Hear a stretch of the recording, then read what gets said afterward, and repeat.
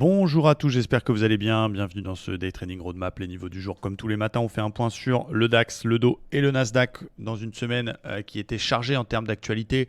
On a eu l'inflation américaine mardi, la Fed hier soir, la BCE aujourd'hui. Demain, ce sera également la fin d'échéance de beaucoup de contrats, d'options, etc. Donc c'est une semaine piège.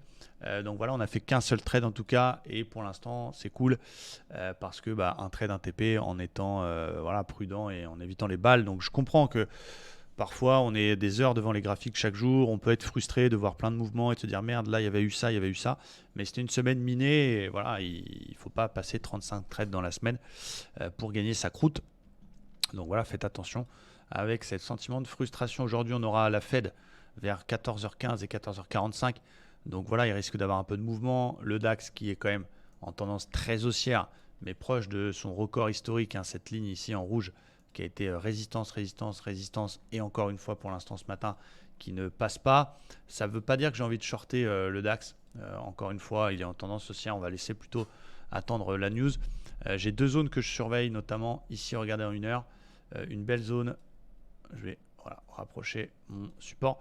En cas de repli, j'aime bien la zone du plus haut précédent. C'est une polarité qui a déjà été support mardi lors de l'inflation américaine.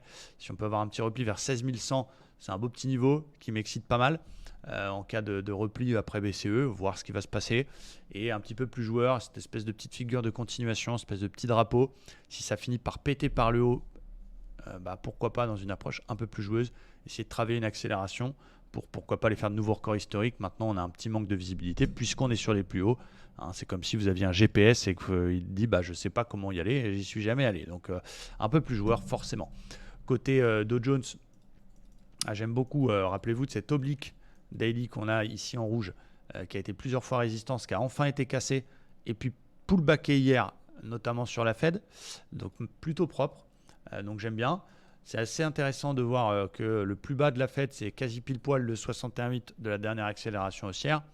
Donc j'ai envie de tenter des achats, moi, parce que même si ça corrige et qu'on est en flux baissier, j'aime bien cette zone qu'on avait déjà vue en début de semaine vers les 34 150, 34 200. C'est à la fois le pullback sur l'oblique daily et à la fois une espèce de polarité qui a été résistance, résistance, puis support hier sur la Fed. Donc en cas de retest cet après-midi de cette zone, bien, si on a un beau signal vers les 160, 170, je peux tenter un achat. Et à l'inverse, si on continue à monter et qu'on confirme en cassant le précédent plus haut 1 heure, je peux aussi tenter des achats sur des cassures d'OPR, par exemple. Mon plan inverse, mon contre-plan, c'est s'il se met à corriger et qu'il pète le 61,8, donc sous 34 080, j'arrête de payer et puis je chercherai des ventes sur des setups plutôt standards.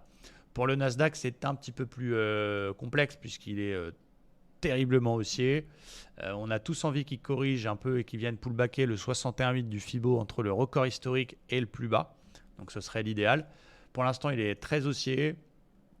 Délicat de short évidemment le Nasdaq. Délicat également d'acheter. Il y a des petites choses que je surveille quand même. Il y a un espèce de petit support qui se met en place ici. Pourquoi pas surveiller les 15 075. La zone 15 000 est également intéressante. C'est un chiffre rond et c'est une zone qui a tenu hier sur la Fed si on a un retest. Et évidemment, en cas de conso plus marqué, le pullback vers les 880-870, qui est justement ce 61,8 et l'ancienne zone de résistance, sera évidemment un truc que je vais me délecter si on a un beau signal type bulle, divergence ou autre. Donc voilà, plutôt des achats également sur des replis avec voici les 3 zones que je vais surveiller cet après-midi.